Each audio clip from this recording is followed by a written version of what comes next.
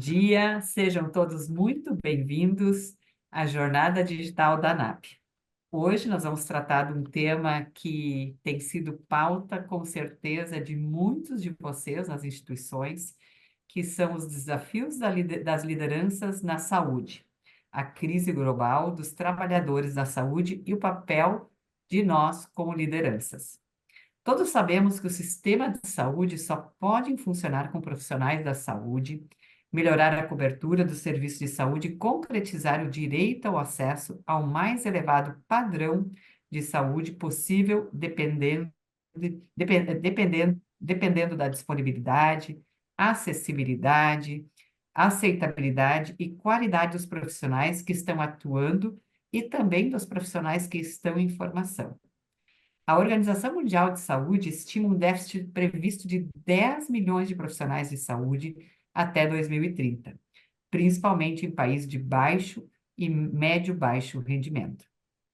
No entanto, os países de todos os níveis de desenvolvimento socioeconômico enfrentam em graus variados dificuldades no emprego, na distribuição, na retenção e no desempenho da sua força de trabalho.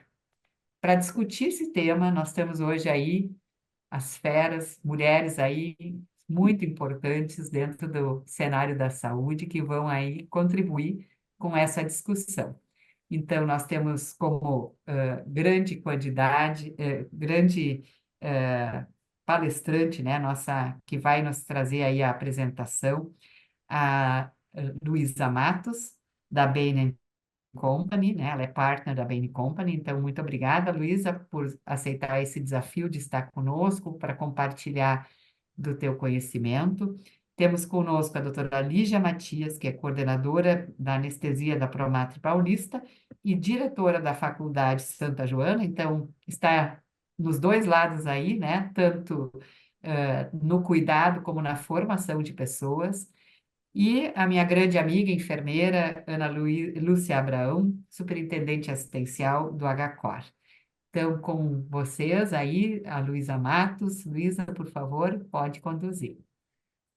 Bom dia a todos. Muito obrigado mais uma vez ao time da ANAP pelo convite. Obrigada, Vânia, pela abertura e às colegas aqui pela conversa que vai vir, né? Eu acho que estou muito feliz de poder trazer um pouco do ponto de vista de como a BEM, como uma consultoria estratégica global e que interage com vários sistemas de saúde, tem apoiado, né, e ajudado a pensar o que está levando a essa crise ou essas pressões mais relevantes e como, principalmente, aquelas empresas que estão lidando melhor, né, com isso, como elas têm trazido um modelo de pensamento para realmente atacar isso de uma maneira holística. Então, a minha ideia aqui é trazer um pouco de animação, um pouco de informação para começar a conversa que eu tenho certeza que vai ser super rica a seguir, tá bom? Então, vamos lá. Vou botar aqui a minha tela e a gente começa essa discussão. O que a gente queria, então, trazer aqui para essa conversa, né? Um pouco da visão de como essas organizações de saúde, então, têm recebido essas pressões, e é importante colocar que várias dessas pressões já existiam pré-Covid, foram exacerbadas, né, ao longo do Covid, e a verdade é que a gente não está vendo algumas delas cederem no pós, né? Até porque a gente tem enfrentado uma série de outros eventos adversos, né, em termos de impacto social, ambiental, geoeconômico, né, que também acabam adicionando pressão. Então, a gente vai falar de três grandes pressões aqui, como que a gente vê a visão da escassez ou a má distribuição, né, de profissionais de saúde em diferentes níveis e funções. A Vânia trouxe o número aí desse gap de 10 milhões de profissionais, e o ponto é que esse gap muitas vezes acontece, né, não só da escassez, mas da alocação desse profissional geograficamente e em termos de competências, uma visão muito forte da queda na satisfação e, por consequência, um aumento do burnout do profissional de saúde, ou seja, essa visão de que aquele profissional ele não se satisfaz inteiramente e tem a visão do esgotamento dentro da sua profissão. E um adicional é que, ao mesmo tempo, o mundo está evoluindo e novas competências estão sendo requeridas desse profissional, sejam competências mais técnicas, daquele determinado pool de trabalhadores, sejam competências o que a gente chama mais soft, de você ter que atuar em grupos mais multifuncionais e tudo mais. E aí, a gente também, para tentar ser prático aqui, estruturou outros 3 mecanismos de controle que a gente tem visto com mais frequência. Primeiro, realmente ter um entendimento mais profundo do que realmente importa para esse profissional e para essa população que cada um tem dentro da sua instituição.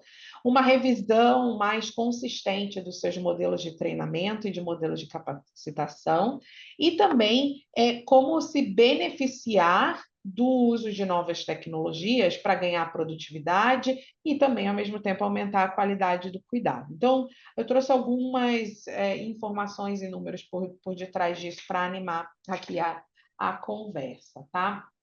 Então, aqui quando a gente começa nessa visão de escassez, o que a gente vê, né? Se a gente foca, por exemplo, um recorte aqui de Estados Unidos, tem uma percepção de déficit, né? De quase 6 milhões de profissionais que precisariam ser incorporados dentro do sistema de saúde americano para chegar ao que seria necessário daqui a 3 anos dentro daquele sistema.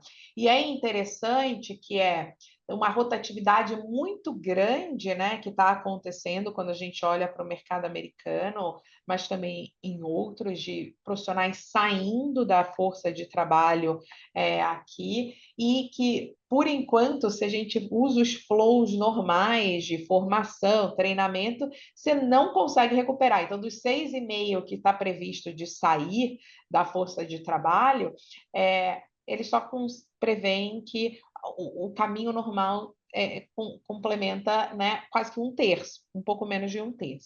E por quê? Porque a gente também não está olhando apenas para o profissional diretamente, o que eles chamam de clínico, né, o médico e enfermeiro. Tem uma série de profissionais de saúde aliados, né, especialistas, que começam a ser necessários dentro desses times multifuncionais cujos modelos de atendimento estão acelerando, né, que vão ser muito importantes. Tem toda uma discussão de saúde domiciliar, home health, né, que precisa pensar em como que eu preparo um profissional para isso. Tem toda uma parte de suporte administrativo e por aí vai. Então, aqui, eu acho que até para ajudar a colocar no papel o que muita gente vem dizendo, quais são os grandes drivers que vêm, né? Então, óbvio que do lado da demanda, a gente está vendo um envelhecimento da população que impulsiona uma maior necessidade por serviços, tem vários tipos de regulamentação para a cobertura dos cuidados, então, algumas regiões e algumas profissões, você tem uma discussão de qual é o limite de número de pacientes por profissional, ou até a própria incorporação tecnológica que requer que um profissional seja capacitado para aquilo. E do lado da oferta, né, ou do fornecimento, tem a baixa pelo burnout, uma necessidade grande, a gente vem acompanhando isso, do número de horas trabalhadas dentro do profissional de saúde, que vem reduzindo ano após ano nos últimos 20 anos. Tem muita discussão de restrições, né, que estão sendo debatidas de se a pessoa é formada num lugar, se ela pode ou não pode migrar e ter o seu diploma validado em outro lugar, né, que isso poderia ser uma maneira de você destravar a questão que eu mencionei da distribuição, né? De um lugar ter muito e outro lugar ter pouco. Obviamente, tem desafios demográficos, né? Então, o próprio envelhecimento da força de trabalho, hoje a gente tem especialidades cuja média, né, da faixa etária é uma média muito elevada. Então, como é que você gera incentivos para aquilo crescer? E, obviamente, tem, assim como várias outras posições, né, não só em saúde, dificuldades como áreas rurais, áreas menos desenvolvidas, com um desequilíbrio maior. Então, se a gente olha para os dados aqui do Brasil, o que, que a gente vê, né? Então, o número de médicos por habitante ainda é abaixo do que a gente vê em outras economias, né? Então, aqui, algumas fontes, essa é uma fonte global, a fonte local diz que a gente aumentou para 2,8 médicos por cada 1.000 habitantes, mas ainda assim, né, estamos abaixo de outras economias, não apenas desenvolvidas, mas em desenvolvimento. E óbvio que isso é bastante desigual aí no nosso país. E se a gente olha para isso também dentro da enfermagem, né, apesar de ter crescido consideravelmente nos últimos anos, a gente viu um aumento aí em torno de 63% em um pouco mais de uma década. O que, que a gente vê? Muito impulsionamento vindo do crescimento dos técnicos, também na enfermagem, mas do ponto de vista os auxiliares reduzindo aqui. E a gente vê que na prática ainda também com um déficit se comparado a outros profissionais, a outros países em termos de profissional per capita. Agora, isso aqui a gente está falando da disponibilidade, né? Mas parte dessa disponibilidade também é o quanto que aquele profissional tem de vontade de trabalhar, tem a sua experiência positiva e quer ficar junto aos seus empregadores no longo prazo, para a gente reter aquele profissional, né? Então, aqui a gente fez uma pesquisa no Reino Unido, e uma das coisas que a gente está até planejando fazer, conseguirmos, talvez até em parceria com a ANAP, a gente consegue fazer rodar alguma coisa aqui para o Brasil também assim, que a gente perguntou, né, se aquele profissional recomendaria o seu empregador para um amigo ou um colega, né? E o que, que a gente ficou realmente surpreendido aqui, né? Que o NPS dos clínicos gerais muito baixo, né? Zero, ou seja, na prática, a quantidade de promotores que a gente tem é a mesma do que a quantidade de detratores que a gente tem, né? Então, isso é chocante. Quando a gente vai para cirúrgicos um pouco maior e enfermeiros um pouco maior, mas na prática a gente está falando de ter, né, menos de 10% aqui das pessoas recomendando de fato, é algo muito que mostra uma dor muito grande. E de fato, isso teve um efeito no Covid, né? Então, que houve essa piora na saúde mental e no bem-estar em comparação com o período pré-Covid.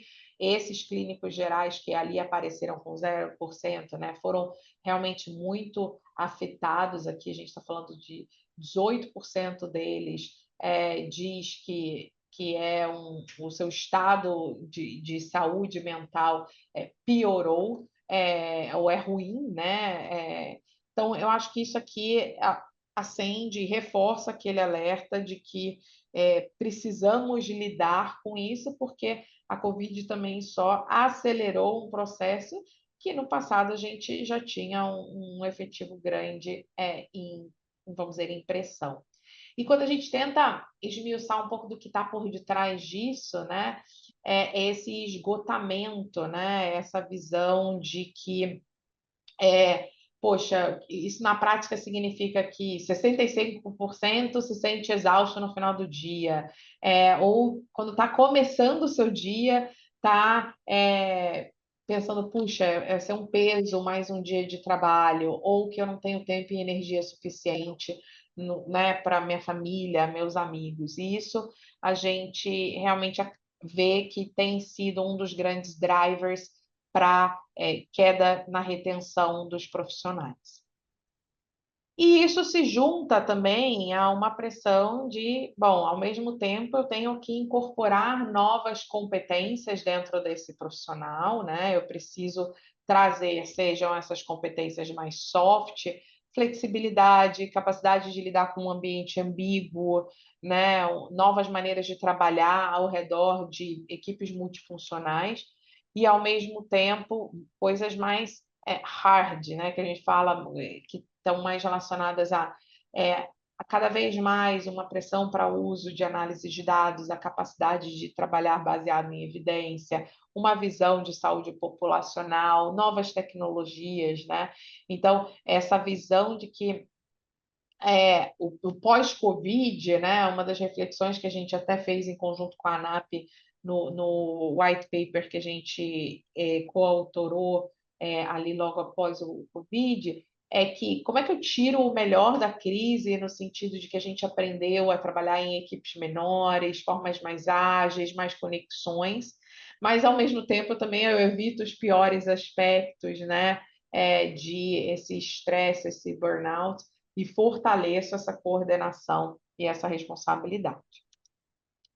Então, como que as organizações têm lidado com isso, né? Quais mecanismos de controle para tal? Acho que a primeira coisa que a gente tem visto é essa importância de entender mais a fundo quais são as alavancas que mais trazem satisfação para a sua população. Aqui eu trouxe um exemplo dentro de uma população específica de médicos dos Estados Unidos, sem nenhuma pretensão de que essa lista aqui seja uma receita de bolo para todos.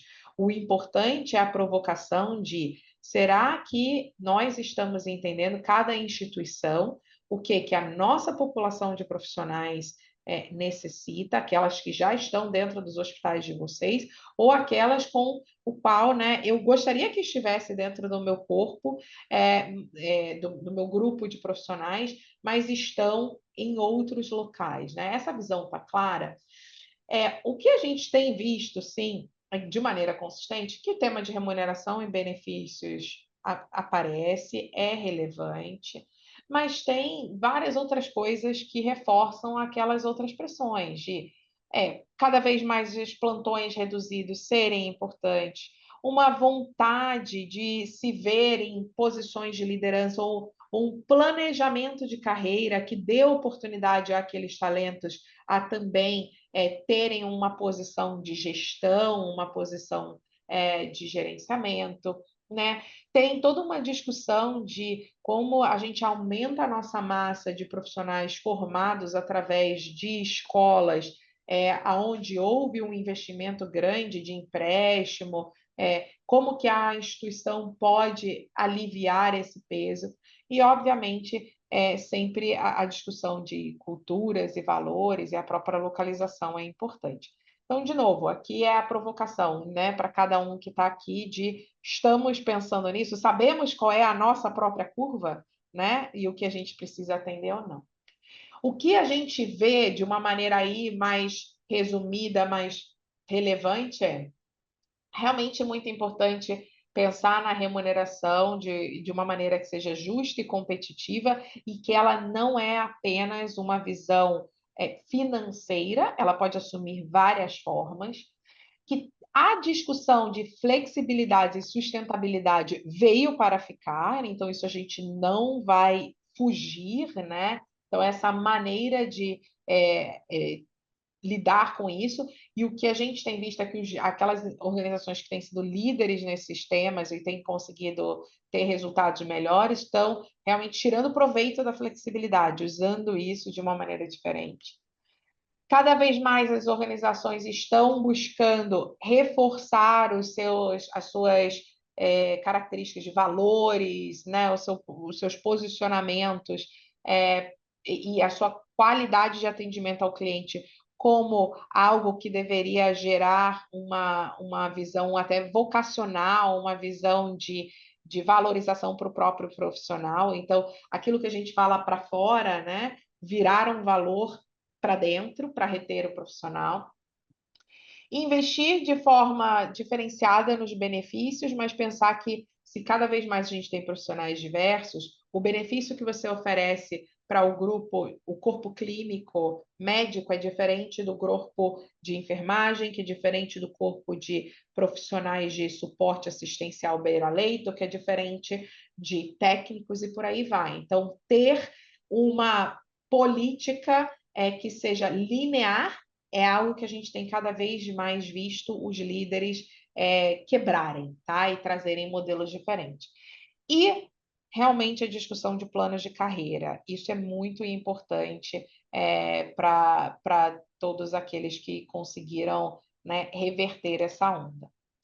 Não vou passar por todo esse material aqui, mas acho que o ponto é isso está fazendo com que os times de treinamento, recrutamento, pensem de uma maneira diferente na hora de trazer e reter as suas populações. Então, a gente cada vez mais tem visto essa visão de uso de ferramentas virtuais para avaliar o conhecimento, como que a gente consegue trazer, né, políticas de retenção mais interessantes, a alavancagem de fazer com que aquele profissional realmente veja o valor do treinamento em trazer resultados clínicos, satisfação dos pacientes, isso muitas vezes envolvendo grupos de pesquisa, mas também, né, esse retorno na satisfação do paciente como uma maneira de reforço positivo. Cada vez mais trazer e comunicar essas diretrizes e protocolos padronizados de forma a apoiar e ajudar e não a ser um entrave, né? Não ser visto como um peso ali, um fardo a ser trazido. E sim, o uso de ferramentas digitais tem crescido muito, né, para aliviar em alguns aspectos, seja dos treinamentos, seja também no momento do atendimento. Se cada vez mais a gente tem visto a telemedicina, né, ou teleatendimento, ou seja, qual é o tipo do atendimento acontecendo, como é que a gente capacita aquele profissional para fazer uma boa leitura de linguagem corporal do paciente, triagem de doenças remotamente, né? Fazer uma boa anamnese de forma remota. São temas que têm crescido bastante. E aqui, até conectando com o último ponto, que é o tema da tecnologia, isso tem sido realmente uma temática relevante, né? Então, resolver esse problema, essa crise, alavancando aplicações, inovações tecnológicas para ou otimizar a alocação de equipe, entender qual é a competência que aquela equipe precisa, ajudar através de análises de dados, maior predição, a gerar alertas que facilitem a vida do atendente ali, né? E do profissional, em saber para onde olhar. Tem toda uma discussão de como que você simplifica a parte burocrática, a parte administrativa de profissionais que ou estão de fato na linha de frente, mas ou daqueles profissionais que a gente chama do backstage, né, que estão ali atrás da coxia fazendo toda a administração financeira, que a gente também sabe que tem ficado cada vez mais complexa para os hospitais, né, uma vez que as fontes pagadoras estão cada vez mais exigentes nas suas requisições. E, obviamente, que consigam capturar e realmente aproveitar dos benefícios de você ter um prontuário eletrônico bem estruturado, com dados, né, para ver isso como um valor e não como, de novo, mais um peso. Então, para fechar aqui para a nossa discussão, aqui é uma página tentando fazer um resumo, né, de alavancas que a gente tem visto. Então, acho que é muito importante esse reforço que a voz do profissional ela deve estar sendo ouvida, capturada, entendida, seja para entender o que leva a uma promoção ou ao que leva a uma detração, a um incômodo. E aí a gente, com isso, alimenta duas grandes balanças que vão ter que ser equilibradas, né? De quantas horas a gente tem disponíveis, né? Horas de trabalho empregadas. Então, como é que a gente aumenta o nosso pool de recrutamento, aonde a gente recruta, que tipo de profissionais a gente recruta e atrai esses profissionais até para o sistema de saúde. Como é que a gente atrai e integra esses candidatos, né? Ou esses funcionários uma vez que eles chegam e retém eles, né, uma vez que a gente investe na formação deles. E, por outro lado, como é que a gente garante que essas horas estão sendo empregadas nos lugares certos, nos lugares que geram valor? Então, que eu estou conseguindo colocar o profissional certo na frente do paciente certo, na hora certa, né, dar aquele match. Então, tem toda uma questão de programação operacional, mas também de treinamento. Um modelo de equipe, né, que garanta que essas equipes multifuncionais funcionem bem e que todo mundo consiga estar trabalhando o que a gente chama no topo da sua licença, no máximo dentro da sua própria competência, sem ter que diluir seu tempo fazendo coisas que outros deveriam também estar contribuindo e fazendo. E muito disso tem a ver com as ferramentas digitais que a gente comentou. Isso tudo ajuda a gente a criar, né, cada instituição com a sua característica, com seus valores, com a sua cultura, uma proposta de valor diferenciada, de recompensa, de um planejamento e um equilíbrio entre o trabalho e a vida pessoal, de aprendizagem e aprendizado, né, para o próximo, qualidade de atendimento, uma facilidade e uma simplificação na burocracia, impacto e trajetória de carreira. Então, era um pouco disso que eu queria trazer, agradecer aqui também, em nome da BEM, da nossa prática de saúde que eu lidero, a oportunidade mais uma vez de estar aqui, e espero que tenham sido boas provocações, seja para a Vânia, que vai liderar aí o nosso painel de discussão, seja para todo mundo que está participando, também mandar no chat as perguntas que a gente vai ficar feliz em continuar conversando. Obrigada. Luísa, muito obrigada. Acho que a gente olhar um documento que com certeza é muito complexo e você tem o desafio aí de apresentar em 20 minutinhos, né, uma discussão que é tão grande e ampla, né, facilita um pouco, porque ele vai trazendo pontos chaves que todas as lideranças devem estar atentas.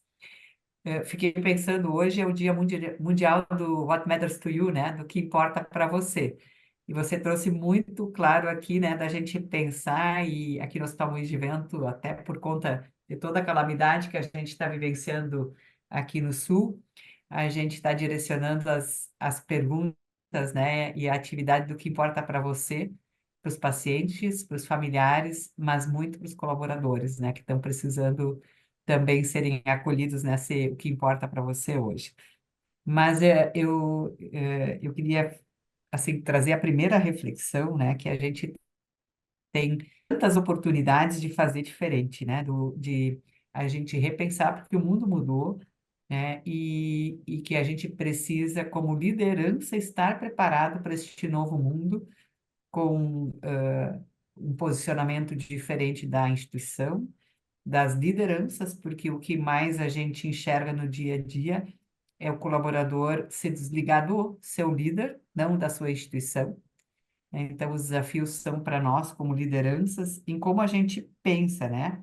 Práticas desde a seleção, da retenção, do onboarding desse colaborador novo que chega, né? Depois, as práticas diferentes de retenção, que você reforçou muito, que elas são diferentes para as diferentes categorias dentro de uma instituição, que para o médico é uma prática, para a enfermagem é outra, para a equipe que está aí na retaguarda, seja na produção de limpeza, seja na área administrativa, né, sejam outras.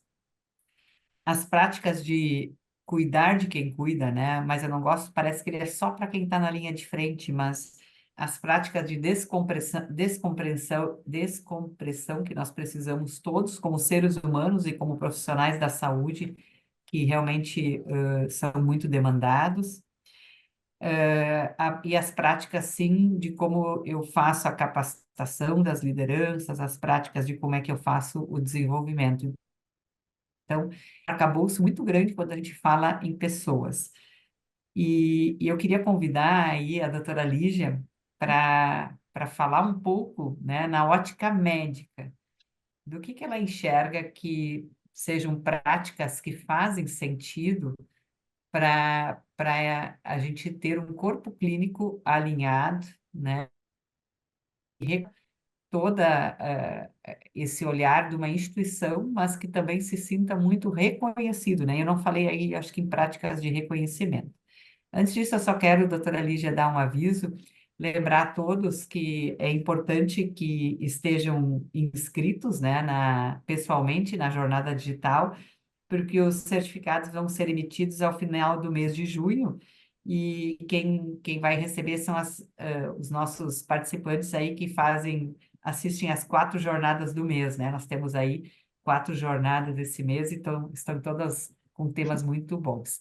Então, doutora Lígia, se puder comentar um pouco na sua ótica.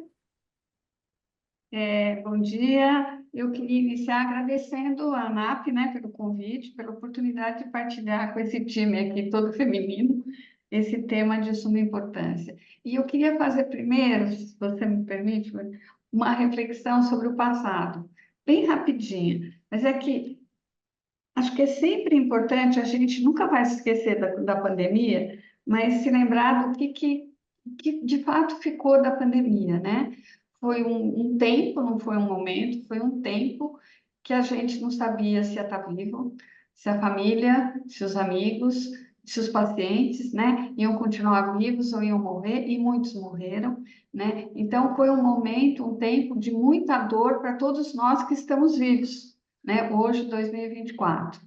E isso deixou cicatrizes, né? Que são essas que a gente fala da pós-pandemia, né? Eu me lembro que eu fui convidada para encerrar uma residência e era no fim da pandemia já, e os residentes tinham iniciado a residência no início da pandemia.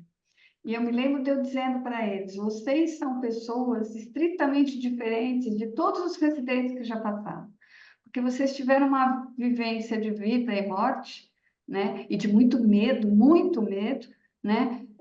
Que ninguém mais teve, e vocês serão pessoas diferentes para o resto da vida. E é isso que está acontecendo no mundo atualmente, né? Nós nos tornamos seres diferentes do que nós éramos em 2020. Todos nós, todos os profissionais da saúde, não profissionais da saúde, e a vida mudou para todo mundo, né? A gente, naquela época, né, não especificamente profissionais da saúde, mas nós também passamos muitos momentos de perder o emprego, de perder todo o ganho que a gente tinha, centros cirúrgicos fechados, né, pessoas sendo demitidas. Então, era um momento bom, esse momento acabou. Então, agora é a felicidade, nós temos, né, centros cirúrgicos full, tudo funcionando direito, que legal, não sei o quê. O que acontece com os médicos, né, especificamente da área que me diz respeito? Eles não querem mais trabalhar muito, não é engraçado? É de segunda à tarde a quinta à tarde, aí é bem legal, quinta à noite já não é para ser, entende? Porque aí plantão noturno não quero mais. Porque agora a gente vive um momento de qualidade de vida. É muito maior para aquilo que a gente chama de molecada, entre aspas, aqueles entre 20 e poucos e 30 e poucos, mas é real para a pessoa de 50, 50 e poucos anos estar pensando desse jeito. Eu quero qualidade de vida, porque o medo de morrer lá para trás foi tão grande. Opa, eu não morri, eu não tenho sequela da Covid, eu tenho que aproveitar a vida. Além do que, médico ganha bem. Eu não estou falando da enfermeira, da nutricionista, do fisioterapeuta, que tem uma outra condição econômica diferente do médico. Então, o médico consegue ganhar bem. Se ele trabalhar de segunda a quinta, eu vou dizer para vocês, ele vai ganhar bem, bem. Entende? Ele vai ganhar 20 mil, dependendo do hospital, ele vai ganhar 30 mil, dependendo do como funciona o esquema de plantão. Então, a gente tem uma realidade muito diferente agora com essa coisa da qualidade de vida. Não é só a geração nova que está agora com 20, 20 e poucos anos. Os mais velhos, que aí viveram com muita intensidade o Covid, eles também têm uma opinião sobre o que é trabalho, mesmo porque, por exemplo, anestesista virou intensivista, né? Cirurgião também virou intensivista, todo mundo foi trabalhar em UTI porque não tinha mais o que fazer. Então, a vida deu um nó para todos nós. E agora a gente tem nos hospitais esse tipo de trabalhador. Ele não está muito preocupado com nada, ele quer ganhar o dinheiro dele. A fidelização ao hospital diminuiu muito a instituição em que ele trabalha. Se no outro hospital, lá no Rio Grande do Sul, eu não vou dizer porque agora, né, tivemos toda essa tragédia, mas em Santa Catarina estiver pagando muito mais que em São Paulo, ele muda de cidade, ele muda de estado para ganhar melhor. Porque ele quer ganhar bem para poder depois curtir a vida dele em outros, né? E viajar, e comprar carro, outras coisas que ele queira fazer com o dinheiro dele. Mas então mudou muito aquele apego que se tinha à instituição como um todo, né? O querer que vamos todos juntos para a nossa instituição crescer. Isso para o médico diminuiu muito agora na pós-pandemia, infelizmente. E a gente, como liderança, a gente tem que tentar fazê-los voltar, né, a ter esse apego, né, a querer que não só eles se deem bem, vamos dizer assim, mas que a instituição cresça junto, né? A gente trabalha em instituição que é toda joint commission, está tudo certinho, eles fazem os treinamentos, ponto, parágrafo, paramos por aí. Não queira mais de mim, porque eu não vou. Não vão mais a congressos como iam antes, isso todos os eventos e os coordenadores de evento têm comentado que a adesão aos congressos tem diminuído, porque eu vou gastar dinheiro com hotel, né, passagem e a inscrição do congresso, se eu posso pegar esse dinheiro e aproveitar para outras coisas, então o crescimento profissional não está tão importante como já foi antigamente, que era muito importante, era muito valorizado. Então, cabe a nós, como, né, eu acho, como lideranças, conseguir fazer que esses médicos entendam que o futuro não é hoje e amanhã só, ela tem um futuro daqui a uma década, tem um futuro para daqui a 2 décadas. Eles têm que entender que existe o futuro ficou tão curto na pós-pandemia, eu quero viver o hoje, eu não quero saber o amanhã, que a gente tem que incutir isso neles. E que é um futuro congregado, é da comunidade toda da instituição, ou das instituições, mesmo que ele trabalhe em 2, 3 instituições, porque isso é muito frequente para o médico, né? Ele trabalhar em prol de uma coisa maior, né? A qualidade, a segurança do paciente, junto com toda a equipe multidisciplinar, mas ele tem que voltar a ter essa cultura que eu acho que a gente perdeu muito. Eu não tenho tanto isso na instituição que eu trabalho, mas eu vejo muito e eu vejo muito deles falarem. Um outro problema que a gente tem, que cresceu muito em São Paulo, mas acho que cresceu em todos os estados, é a terceirização. Então, a terceirização é um dos motivos de acabar também com a fidelização. É uma coisa assim, eu não sei se vocês têm noção, mas as pessoas te ligam numa sexta-feira de tarde dizendo assim, olha, eu preciso de um anestesista ou de um clínico ou de um cirurgião para dar plantão amanhã à noite. Quanto você paga? 2.500, está fechado. Quem é você? Zequinha da Silva. Pronto, Zequinha da Silva. Qual é a qualificação dele? Nem o CRM dele não se pede. Então, é isso, entende? É muito, muito, muito ruim o que está acontecendo com a terceirização. São pessoas que não têm nenhuma, né, nenhuma fidelização ao hospital nenhum. Ele tem fidelização ao dinheiro dele, ao quanto ele vai ganhar. E isso é péssimo. E a gente tem cada vez mais, na cidade de São Paulo, principalmente, hospitais que estão sendo terceirizados em todas as especialidades, vai de pouquinho em pouquinho, mas em todas as especialidades. E isso, na verdade, compromete o próprio hospital, não é? Porque eu tenho uma enfermeira que está lá, dia sim, dia não, fazendo 12 por 36, que é totalmente, né, dentro dos protocolos, treinamentos, da filosofia do hospital, tudo certinho. Ela se depara com um ser que ela nunca viu na vida, que ela nunca mais vai ver de novo na vida, que chega para ela e fala, olha, eu enviei um fulano de tal, que acho que está não sei em que quarto. Eu também não tenho a senha do sistema eletrônico, porque ele chegou pela primeira assim. Entende? Então, do nosso ponto de vista de médico, eu acho que a gente retrocedeu muitos anos após a pandemia, mas eu acho que a nossa função como liderança é tentar resgatar aquele médico que a gente tinha antes e fazê-lo entender da importância dele estar junto com a instituição, de todos juntos, né, em prol do paciente, mas de preferência, o que seria o ideal, né, numa instituição só, mas isso aqui em São Paulo não acontece quase mais, infelizmente. Acho que de início é isso.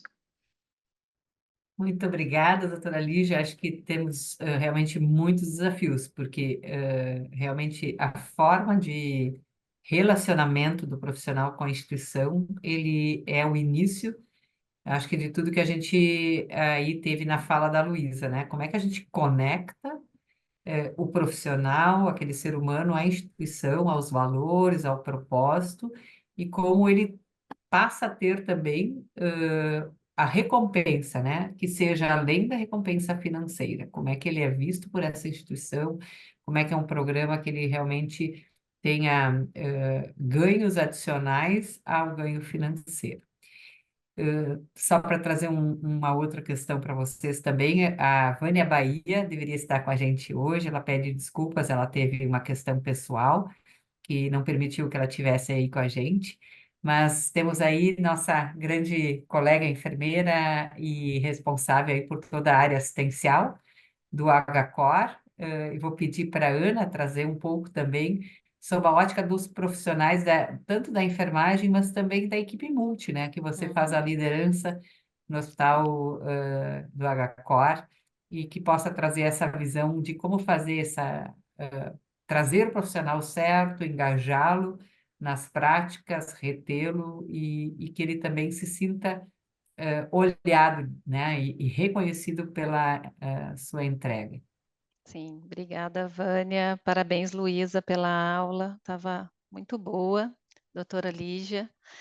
Eu estava aqui refletindo, né, com as falas da Luísa e depois da doutora Lígia, né, e pensando que nós temos um desafio muito grande, assistencialmente falando, e aí falando de toda a equipe que a gente chama de multidisciplinar, que é quem vai fazer essa conexão com o médico, né? Que a gente tenta sempre trazer ele para dentro do time, mas isso que a doutora Lígia falou é verdade, né? Quando a gente não tem um médico fidelizado, a prática ela deixa de ser tão eficiente operacionalmente. Isso é difícil para a equipe multidisciplinar. Mas falando um pouquinho do tema que a gente está trazendo da crise, a Vânia trouxe, né, que a gente vai ter aí 10 milhões a menos na escassez até 2030 de profissional da área de saúde, de enfermagem. E em contrapartida, a gente vai ter um pouco mais da inversão da pirâmide etária, né? Então, isso também é um grande dificultador, porque hoje, na pressão que a gente vive, na forma que a gente vive, a gente precisa estar renovando sempre os times para que eles consigam prestar a melhor assistência, ter o melhor cuidado. Com essa escassez hoje, a gente vê que as longas jornadas de trabalho, porque é isso, né? Trabalhar num hospital, a gente fala, o hospital funciona 24 horas por dia, 7 dias por semana, sábados, domingos e feriados. Então, você já pressupõe que uma pessoa que venha para uma área hospitalar, seja ela nutricionista, enfermeiro, psicólogo, fisioterapeuta e fono, eles vão estar neste contexto. E é um pouco disso que eles também não querem mais, né? Eles querem trabalhar de segunda a sexta, no horário comercial, e poder privar-se do sábado, domingo para ficar com a família, ter o lazer, o bem-estar. E aí a gente precisa pensar como é que a gente conecta tudo isso, né? Hoje, a gente trabalha muito com a equipe de atração para que ela consiga trazer para a gente os profissionais, para que a gente possa fazer uma entrevista.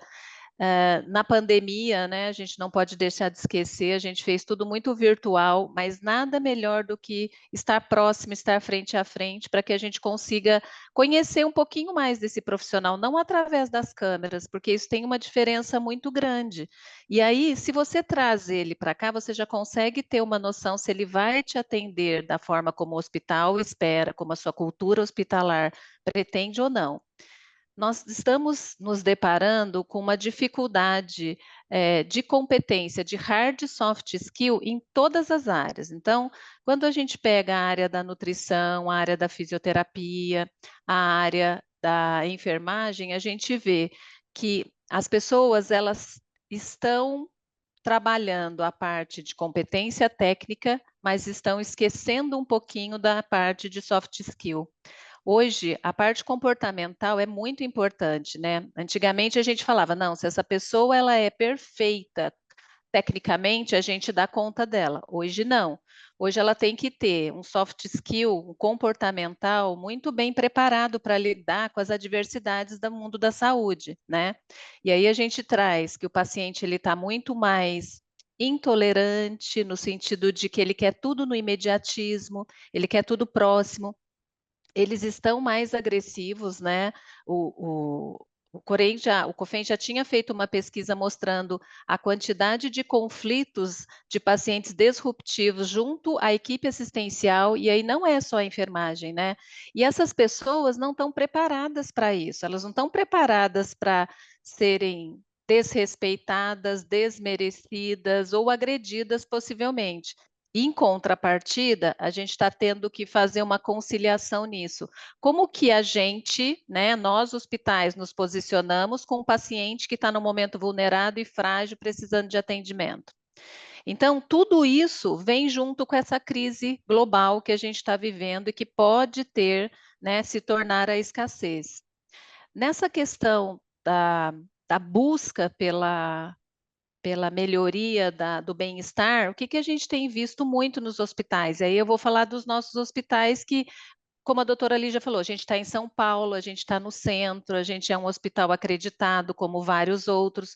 Então, a gente tem benefícios bons, a gente tem um salário compatível, mas o turnover voluntário está aumentando muito, porque neste momento a oferta entre os grupos estão muito grandes.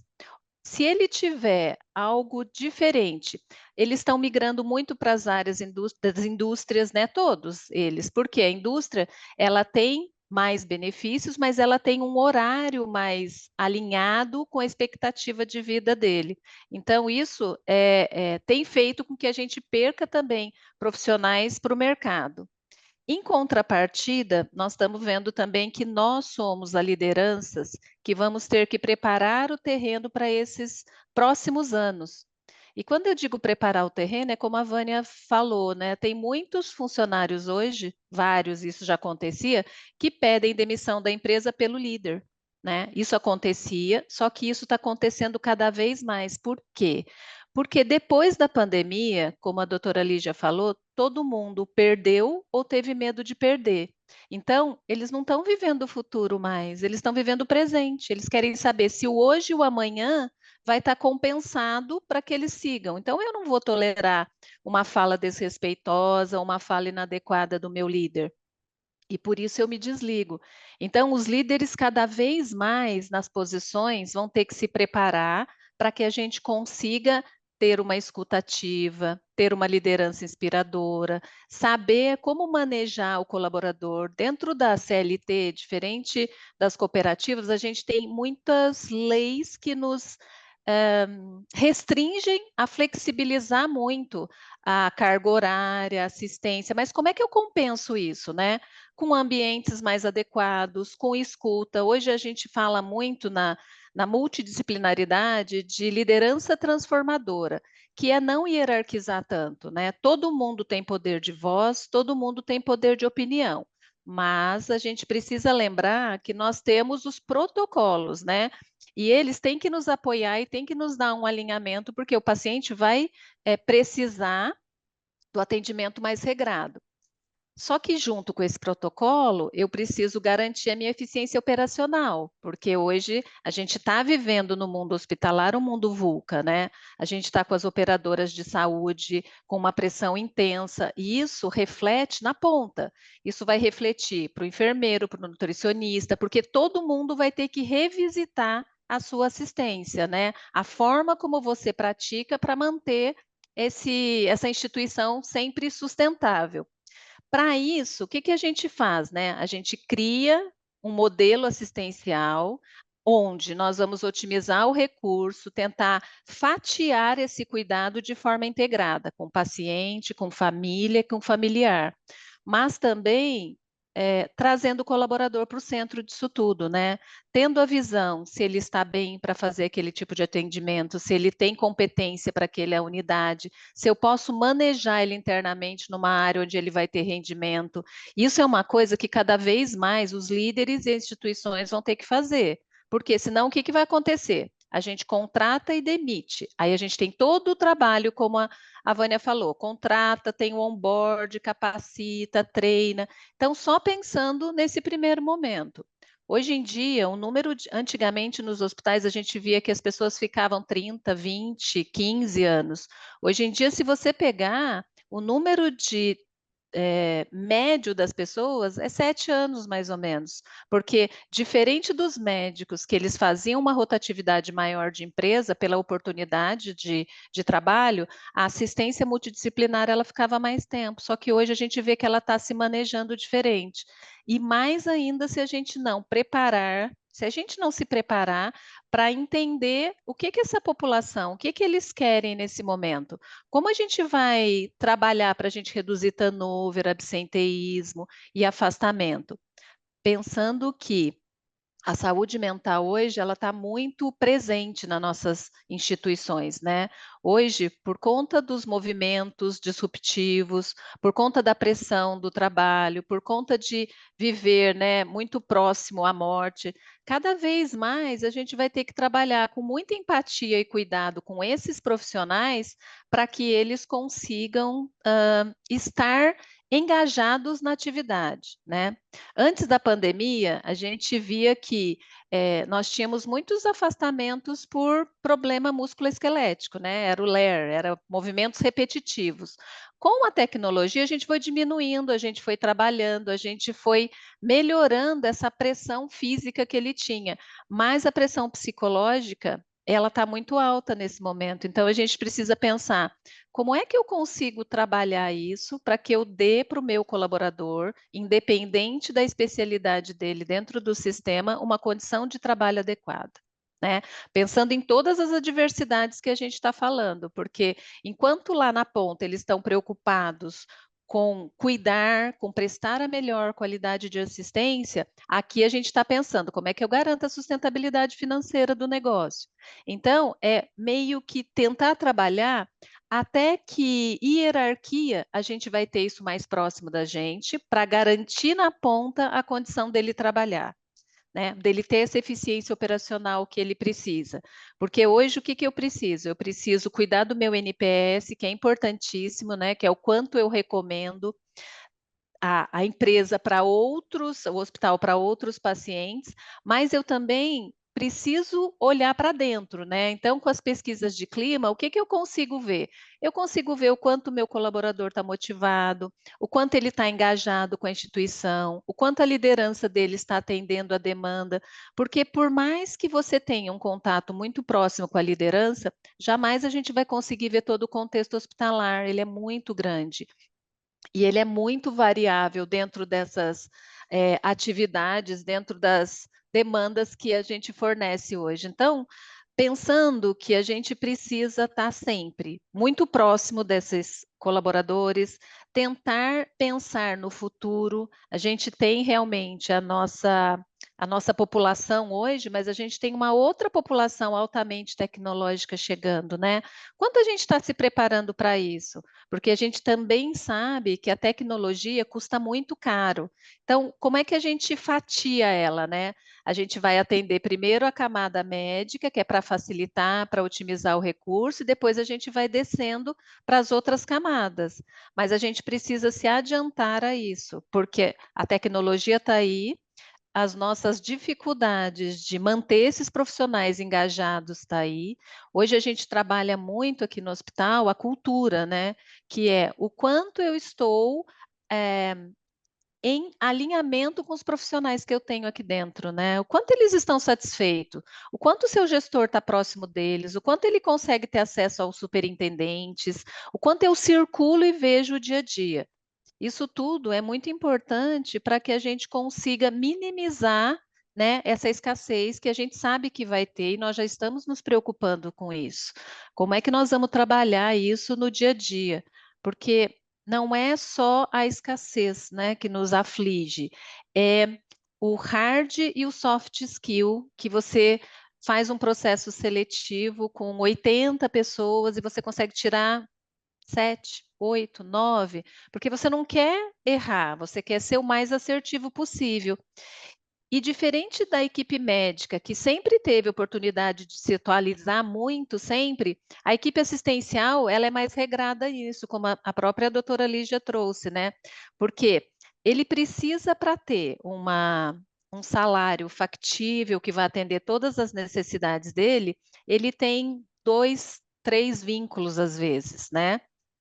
Duplo vínculo, com certeza. Aí ele quer fazer a faculdade. O que que ele faz? Ele faz duplo vínculo mais a faculdade. Aí ele começa a cair o rendimento, a produtividade, aumenta o absenteísmo, até nós decidirmos por um turnover voluntário dele, né? A gente vou involuntário, ele vai acabar sendo desligado. Como é que eu manejo tudo isso hoje com boas escolas, boas faculdades, para eu preparar essa equipe de forma mais assertiva para o mercado? Pensando, né? Nós estamos em São Paulo, mas a gente sabe que tem vários estados diferentes. Então, como é que eu ajusto isso para cada realidade, para cada estado desse Brasil? Mas mais ainda como é que eu fortaleço essa equipe multidisciplinar para que a gente tenha a sustentabilidade e eficiência que a gente precisa? Porque quanto mais o ambiente for agradável, mais o colaborador vai escolher por estar num local ou outro. Naquela pesquisa que a Luísa trouxe, a gente viu que a gente tem lá benefícios, né, como o link principal, mas a gente sabe que hoje ele não é, né?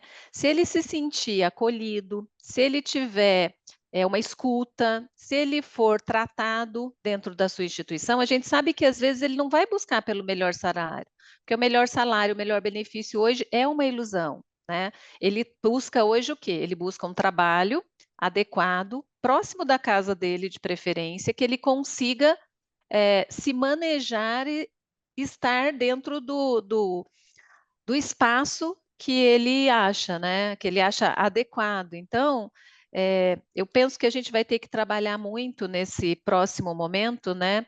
A escuta, a mentoria, a liderança, para que eles consigam entender as necessidades, muito alinhado com os nossos CEOs, né, com os nossos diretores, porque eles têm que ver essa necessidade, né, eles têm que ver que a gente precisa cada vez mais trazer esse colaborador para a pauta do dia a dia, né. Eu falo que a pirâmide invertida, quando a gente pensa em hierarquia, é muito importante, porque quem está na ponta tratando são eles. E os hospitais que estão se preparando para já terem as suas universidades, as suas faculdades, eles podem sofrer menos, porque eles já vão conhecer o profissional que eles estão formando. E mais do que isso, a gente já vai mostrando um pouquinho como é a realidade, que a gente sabe que a realidade do dia a dia é muito diferente da realidade das escolas, das faculdades. Então, também precisamos trazer nossa equipe para esse contexto, para que a gente consiga minimizar, otimizar esse recurso todo assistencial que a gente precisa, né? Entendendo um pouquinho. Hoje a gente pensa, né? Quem realmente funciona assim, quando a gente olha o absenteísmo. Quem tem o maior salário, ele tem um absenteísmo menor, é meio que ele se esforça mais para estar presente. Quem tem um salário menor, não é que tanto faz, mas é como se ele sentisse que ele vive naquele meio e que se ele perder aquilo aquele mês, ele vai vai arrumar uma forma de se reorganizar. Então, esse vai ser nosso desafio, né? Como é que a gente garante a presença dos nossos copeiras, né? Dos nossos auxiliares de cozinha, que são extremamente importantes para que o hospital funcione, né? E hoje, se você pensar, é uma máquina, né? Se ele não fizer lá, eu não atendo na ponta. Por mais que a nutricionista veja o cardápio, eu não vou conseguir entregar. Então, nós vamos ter que ser muito inteligentes, discutir muito, fazer muitos fóruns para ver o que um está fazendo, que a gente pode agregar, que a gente possa copiar, para que a gente consiga trazer isso de forma mais linear dentro da assistência, né? E dessa gestão de crise que a gente vem vivendo pós-pandemia e que não tende a melhorar com uma rapidez que a gente gostaria, né? Acho que é isso, Vânia. Acho que a superintendência assistencial, ela tem muitos braços, né? Ela acaba olhando todas as vertentes. E quando a gente olha no contexto total, mesmo que a gente tenha uma equipe terceira prestando um serviço mais específico, a gente vê que a gente está meio que no mesmo pacote, vamos assim dizer, né, de dificuldades de engajar, manter e ter esse profissional aqui de corpo e alma para prestar o cuidado que precisa, né? Que é o que a gente entende que seria o adequado para cuidar bem do paciente, né? Acho Muito que é bom, isso. Ana. Muito bom. Eu acho que conseguiste trazer bastante também do dia a dia para nossas equipes aí, de como a gente pensar, repensar e como que nós vamos fazer frente a isso. É. Vou me permitir, antes de trazer as perguntas, já que a gente está com uma painelista menos, é mesmo nome que eu, Vânia, né? Então eu posso também me aproveitar disso. Acho que a questão que você trouxe dos hospitais que vêm se preparando ao longo do tempo para também fazer formação dos profissionais alinhados à sua cultura, podendo inserir e trazer essa realidade mais perto, ela é uma vantagem competitiva. Eu acredito nisso muito, né? Eu estou numa instituição que está este ano completando 98 anos e eu sempre gosto de olhar a visionária que foi a nossa primeira administradora, quando ela abre o que hoje corresponde à Escola de Formação de Técnicos em Enfermagem.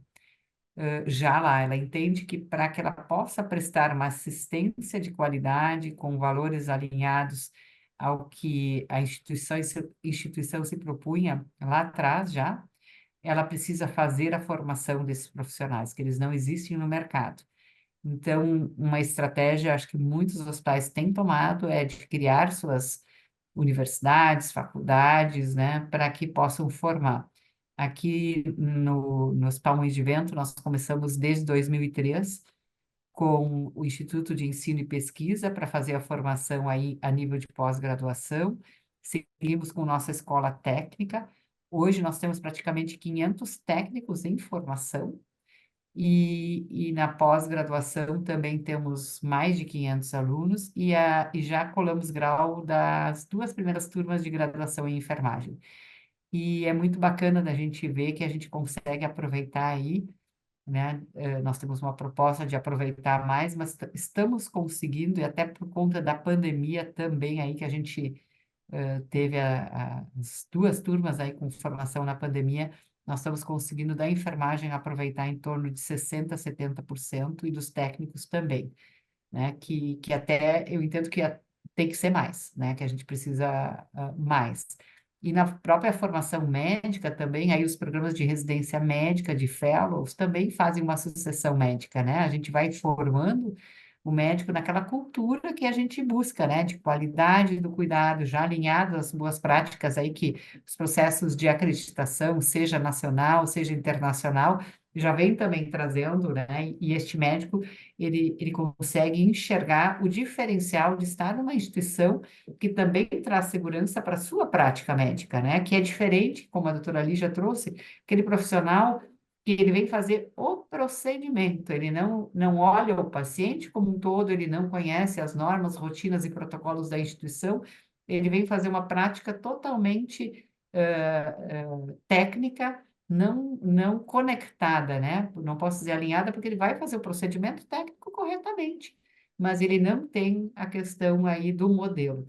E é importante a gente trazer a questão do modelo assistencial também das instituições, né? Que acho que tudo parte também da forma que a instituição organiza seu modelo de prática, seja o seu modelo de prática médica, seja o seu modelo de prática da enfermagem, da fisioterapia, para que o profissional se sinta fazendo parte desta construção, porque o modelo ele está em modificação constante também.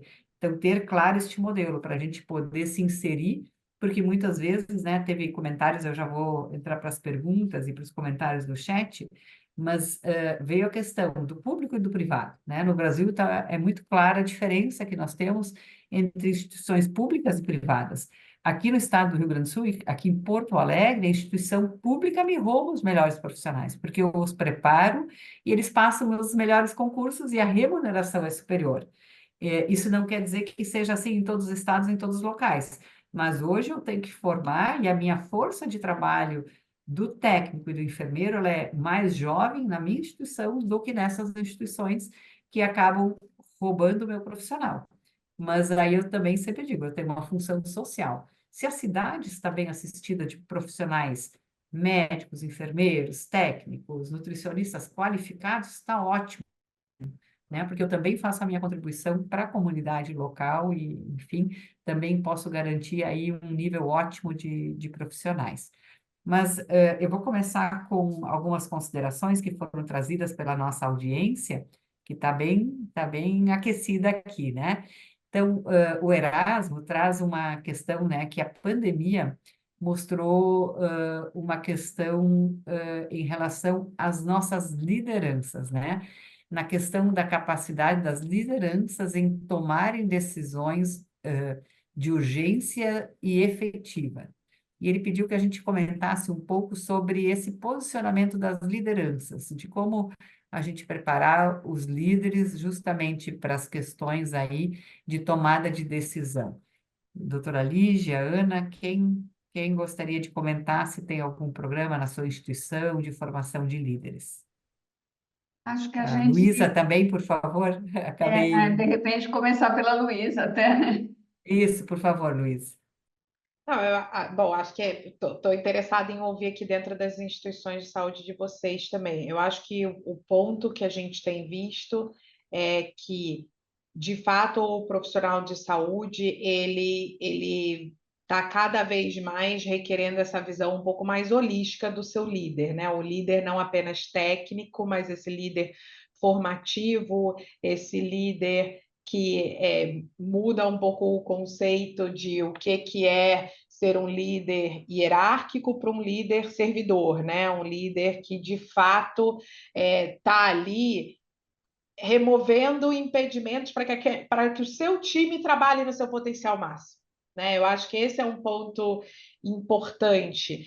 E eu acho que isso, quando comparado com outras indústrias, né, traz também uma carga cultural ao redor da questão da liderança médica, de como que é esse profissional médico que tem uma formação distinta versus outras formações dentro da área de saúde, também se posiciona, para que não seja mais um versus, né? Para que seja um aditivo, para que seja uma visão complementar. Então, eu acho que esse é um ponto importante, e eu acho que dos projetos que eu estive envolvida, requer também a gente pensar na empatia também com esse líder, que está sendo desafiado, que está sendo responsabilizado na formação, né?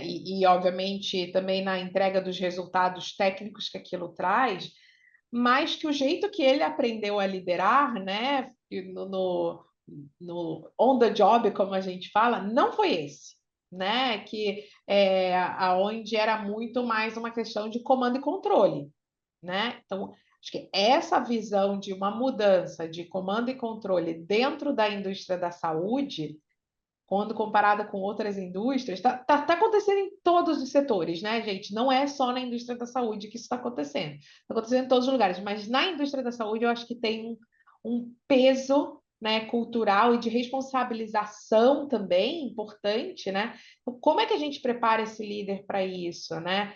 Para que ele tope ser mais participativo, que tenha uma escuta maior, mais multifuncional, dando esse espaço e mais autonomia. Eu acho que uma das coisas que a gente tem visto em muitas pesquisas de clima dentro do ambiente da saúde, que um ponto de dor que aparece muito forte é a questão da autonomia, né? De como criar um limite adequado. A gente não está falando que isso é uma bagunça, né?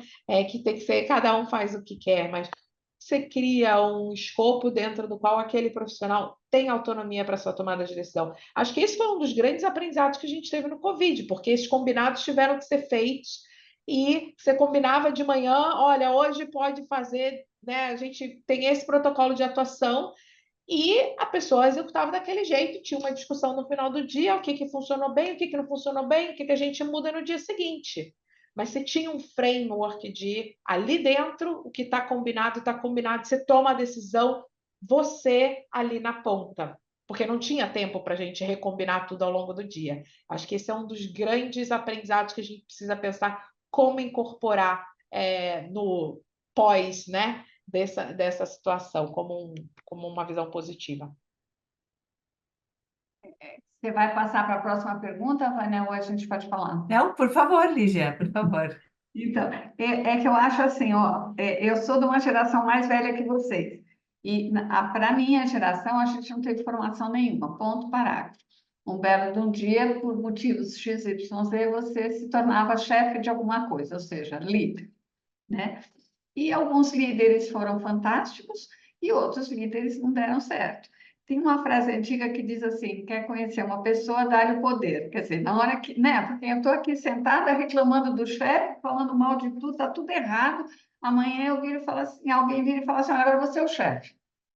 O mundo vira de cabeça para baixo e você começa a ter uma visão completamente diferente e vai sem aprendizado nenhum. É muito pior do que no Covid, né? Porque no Covid era uma necessidade mesmo, mas antes não tinha essa necessidade, era assim, a gente não tinha. Eu me lembro de falar para os meus residentes, perguntavam assim, o que eu tenho que fazer? Eu falei, faça mestrado, faça doutorado.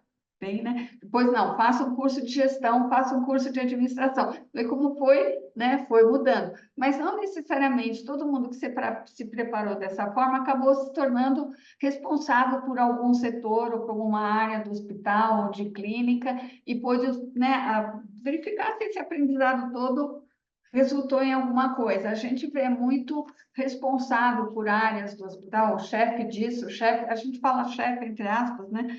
Mas e tem mais uma coisa, né? Porque médico é Deus. Então, médico é Deus, vocês têm que entender que nós somos superiores a vocês, todas vocês que estão aqui, entende? É assim eles se julgam. Então, quando vem uma enfermeira que pode ser e tem uma competência muito maior do que um médico para ter um cargo de liderança maior que a dele, é uma ofensa mortal para o médico. Ele se sente ofendido, ele se sente humilhado. Entende? Então, tem umas coisas assim antigas que ainda acontecem até hoje e que a gente tem que mudar. Eu acho que toda a parte da enfermagem é muito mais preparada para a liderança do que o médico. Mas cada um, cada um no seu galinheiro, vamos dizer assim, é assim que as coisas acontecem. Eu só queria falar uma coisinha que não tem a ver com isso, mas que foi falado antes, que é assim, eu acho super importante o acolhimento, né? E a gente batalhou muito isso de acolhimento dos pacientes, não é? Isso aí né? É uma coisa assim que vem de décadas e décadas e décadas. E hoje, agora, a gente está mudando para pensar, essa pessoa que vai fazer o acolhimento, ela é acolhida? Né? Quer dizer, essa enfermeira ou a copeira ou o nutricionista, tanto faz, todo mundo tem um acolhimento, porque quando tem um acolhimento, né, tem uma sensação de pertencimento à instituição, que é fundamental para a instituição, né? E é fundamental para todos nós. Eu só queria dar esse gancho que não falei antes, falando agora. É, Muito bom. eu só vou trazer que aqui no hospital, né, a gente tem um programa para desenvolvimento de líderes, que chama ECOA. Então, a gente primeiro balizou toda a área de superintendência, então a área executiva do hospital, e depois a gente começou com gerentes, coordenadores e alguns supervisores de área, que são os 3 níveis que a gente trabalha aqui no hospital. Esse curso de desenvolvimento, ele passa por todas as áreas importantes para que um líder consiga se desenvolver na sua função. Mas só deixar uma observação que quando a gente quer ser líder, não basta só o crescimento interno da instituição, a gente tem que buscar o autoconhecimento, buscar cursos que tragam para a gente as deficiências, porque provavelmente a gente não vai conseguir tratá-las todas, e a gente sempre vai ter um ponto de ajuste para que a gente consiga fazer a melhor liderança possível junto dos nossos liderados, né? Era isso, Vânia. Muito obrigada, Ana. E a Nair Souza, ela trouxe aqui uma contribuição importante no chat, onde ela traz que uma pesquisa recente, né, foi detectado que 75% dos entrevistados não pretendem ser líderes por conta da responsabilização, estresse e principalmente na área da saúde, né? Então, fortalece a busca pela qualidade de vida. E a gente tem visto isso sim, né? As pessoas, onde muitas vezes nós enxergamos um potencial para fazer este convite a fazer essa carreira em Y e sair de uma área técnica e ir para uma área de gestão, a gente tem pessoas que declinam em virtude aí dessa dedicação realmente, essa responsabilização que tem. Eu queria agregar um pouco, Ana, também, né? Você falou antes da pirâmide invertida. Nós aqui no hospital nós fizemos bastante essa reflexão, porque a doutora Lígia falou antes, né, que o médico não tem, né? A gente tem várias pesquisas que mostram essa ausência dessa formação para o médico de como trabalhar em equipe e também as disciplinas de liderança, né? Então, essa é uma questão importante aí no médico, que ele tem uma profissão uma formação muito focada na questão técnica, né? E a gente ir adicionando isso, principalmente se não vem da graduação, mas a gente tem adicionado essas questões aí em programas já da residência e coisas adicionais. Mas na enfermagem, por mais que a gente saiba que a gente vai colar grau, no dia seguinte vai ter uma equipe, né? Porque vai liderar uma equipe. Então, o que a gente fez aqui, além do que você trouxe da formação da alta gestão, da média gestão, a gente tem investido muito em programas de formação da primeira liderança. E tem sido um sucesso, né? A gente convida aquele líder, aquele enfermeiro, nutricionista, fisioterapeuta que vai trabalhar e faz a formação da primeira liderança sua, com conceitos básicos, literatura básica, que ele vai começar a se inserir, porque ele vai estar exercendo essa liderança diretamente ou indiretamente, porque ou ele está liderando uma equipe, lá que seja de 5, 10, 15 técnicos no seu turno, ou ele está inserido nessa equipe. E ele pode também, né, mesmo como profissional de nível superior, ele tem que co-liderar, porque muitas vezes ele atrapalha, se ele não tem os conceitos, ele é um detrator dessa equipe, né? E acaba não conseguindo evoluir, e muitas vezes evolui realmente num desligamento. Então, essas práticas de formação aí para as primeiras lideranças, eu acho que são inspiradoras. Eu queria também trazer um outro ponto que eu vejo de importante que a Luísa trouxe na sua fala, conhecer as necessidades. Com certeza, as necessidades da população aqui do Rio Grande do Sul, dos profissionais do Rio Grande do Sul, frente, inclusive, às legislações diferentes, né? Quando a Luísa traz ali da migração do auxiliar para o técnico e um aumento um pouco maior ali também de enfermeiros, tudo isso está baseado nas mudanças de legislação. No estado do Rio Grande do Sul, não se formam mais auxiliares de enfermagem, eles não têm permissão de trabalho. Nós trabalhamos só com técnicos, diferentes de São Paulo, que tem atribuições diferentes para técnico e auxiliar de enfermagem. Então, essas necessidades também se tornam diferentes na retenção, né, nessas necessidades dos indivíduos, inclusive, aí um colega fez a questão desde o deslocamento, porque muitas vezes eu prefiro ganhar menos, ter menos benefícios, ter uma remuneração menor, mas optar por uma qualidade de vida, trabalhar no hospital próximo da minha residência, onde eu posso fazer o deslocamento a pé, de bike, né, que me favoreça, né, para não ficar aí uma hora no trânsito. Então, conhecer as necessidades do time que está conosco é extremamente importante. Então, as pesquisas, sejam aí pesquisas conhecidas, ou realmente olhar para a tua equipe, né? Se é uma equipe menor, conhecer qual é a necessidade para aí desenhar um programa dedicado de como eu vou fazer. E aqui no hospital a gente criou, ouvindo, né, tanto de pesquisas formais como também informais, a questão da tutoria e da mentoria, né? A gente acaba fazendo muito para fora, a gente fala muito para fora e pouco para dentro. Então, hoje a gente está com um programa bem robusto, junto com a área de gente e gestão, de mentoria e tutoria, para que a gente possa, sim, fazer o desenvolvimento das nossas pessoas, que elas possam sentar na frente da Ana aí ter meia hora, uma hora, né, da doutora Lígia para conversar, porque nós inspiramos muitas pessoas e acabamos fazendo isso para fora por meio de consultoria, etc., mas não fazemos isso para dentro. Então, essa é uma questão que eu queria trazer e adicionar. E também o assessment dos líderes, né? Acho que a gente tem ferramentas hoje que nos ajudam, porque muitas vezes, né, a gente sabe que a gente tem tendência a escolher pessoas semelhantes a nós, não fazer muitas vezes, né, a questão da composição de uma equipe, né? Um jeito mais latino. Então, da gente poder também adicionar ferramentas aí para a gente entender quem é a pessoa que vai fazer a diferença nesse time. Mas eu quero voltar aqui nas nossas perguntas, nós temos mais 8 minutinhos, desculpa, onde a gente tem perguntas que a gente pode trazer, e uma delas, Lígia e Ana, vocês também têm formação, a pergunta é, dentro da formação aí das faculdades, né, que vocês lideram, aí das formações que vocês têm, o colaborador, ele tem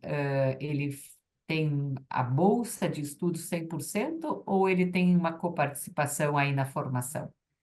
Uma pergunta bem objetiva.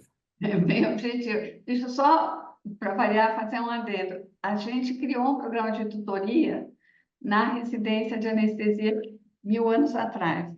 Deu tão certo que depois a gente levou para a faculdade. E deu super certo também, agora a gente vai levar também. Parabéns que vocês têm esse programa. Bom, a pergunta era...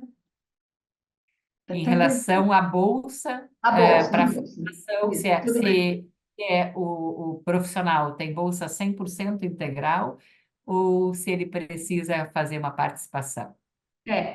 Só para situar, a gente está no primeiro semestre do primeiro ano da graduação de enfermagem. Essa turma, todos têm bolsa.